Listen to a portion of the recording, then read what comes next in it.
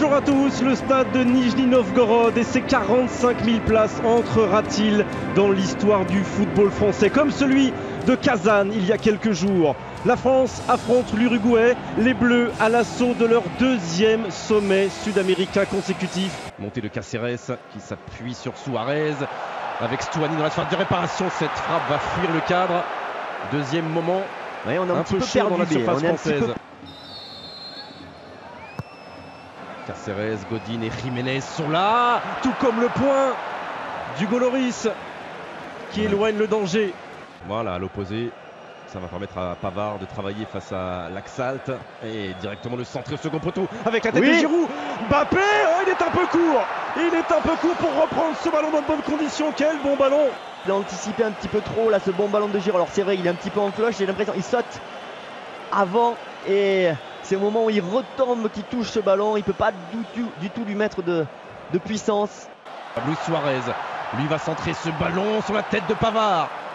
Cáceres, c'est pas terminé pour la Céleste avec cette frappe. Elle est bien captée. La tentative de Stuani. Voilà, il est récupéré ce ballon et coup franc. Grosse faute. Coup franc obtenu par un Corentin Tolisso qui souffre énormément après ce contact. Ce serait un moment idéal à 5 minutes de la pause d'aller inquiéter vraiment Fernando Muslera. Ce serait un moment idéal d'aller inquiéter Fernando Muslera et même mieux d'aller inscrire le but et d'ouvrir le score pour Raphaël Varane. Son premier but depuis tant de temps, depuis 3 ans pratiquement, il est là, le défenseur du Real Madrid et de l'équipe de France, et les Bleus mènent à 0. 5 minutes avant la pause. Oh, que ça a été bien joué parce que ça a été fait en 2 temps. Hein. Antoine Griezmann a fait semblant de frapper cette balle et c'est ensuite dans un deuxième temps que Raphaël Varane est venu couper. Et regardez cette tête décroisée, magnifique. Muslera est trop loin.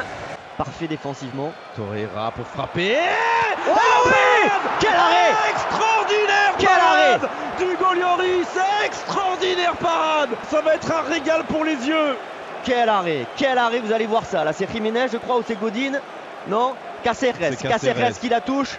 Et regardez la main ferme parce qu'il faut la sortir là. Il faut la sortir, il faut se détendre. Sortant cette fois-ci. C'est bien frappé. Oh, il est bien frappé, le point de Muslera juste devant Paul Pogba. Percuté qui est resté au sol.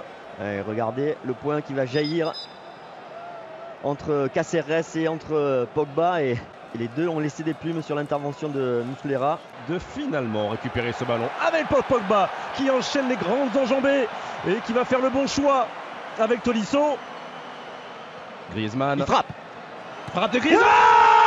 Oh l'erreur de Fernando Muslera. L'immense erreur qui permet à Griezmann.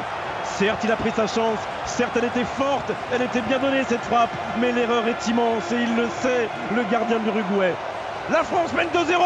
Eh oui, il fallait tenter sa chance, il était en position, il était totalement démarqué. Et ouais, cette faute de main de Muslera, terrible évidemment pour l'Uruguay. Regardez la frappe, elle est tendue, elle est plein axe, elle n'est pas dangereuse pour un gardien de ce niveau-là, mais faute de main. Et c'est efficace aussi pour l'instant défensivement, nouvelle frappe.